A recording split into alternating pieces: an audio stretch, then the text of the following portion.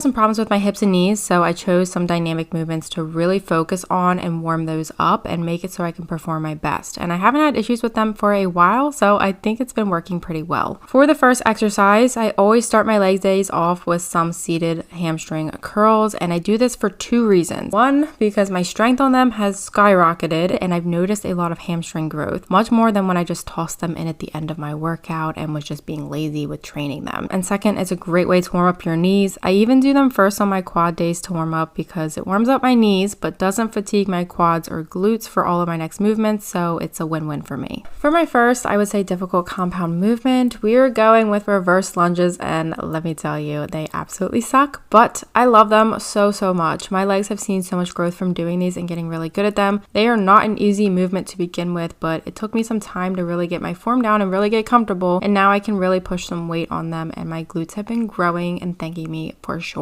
On the next movement, I wanted to hit my quads a bit more, so I'm going to go with a quad bias leg press. I'm doing them single leg because I love this particular leg press at my gym, but you can do them with both legs and that's perfectly fine. What makes them more quad bias than glute bias is where my foot is placed on the platform. Notice it's pretty low, so I'm getting a nice stretch in my quads at the bottom of the motion. These have been a staple in my leg days for a while and I've been really enjoying them. Next, we're moving on to probably one of my least favorite exercises to do, but a really great exercise, and that's RDLs. I love the results. These are great for hitting your glutes and hamstrings and getting a really great stretch for both of those, but my form is going to be a little bit more glute biased because of how much of a bend I have in my knee and how far I'm sinking my hips back. And honestly, after that, my hamstrings and glutes were pretty fatigued and I wanted to get a little bit more work on my quads, so I did do some leg extensions. Notice my tempo and how intentional I am with each rep. I definitely used to just toss these in at the end and go through the motions and not train very intense with them, but ever since I started taking them more seriously, I've noticed much better progress. And last but not least, calves are probably the weakest part of my legs. I'm not a fan of training them. I think everyone kind of hates training them, but I'm really focused on building them this year, and while calves are very genetic, you can build them, and I'm out here just trying my best. And that's it. It was a great workout. You don't need to do tons of exercises and tons of volume, just some good quality movements, high effort, and just showing up and being consistent and locking in each workout.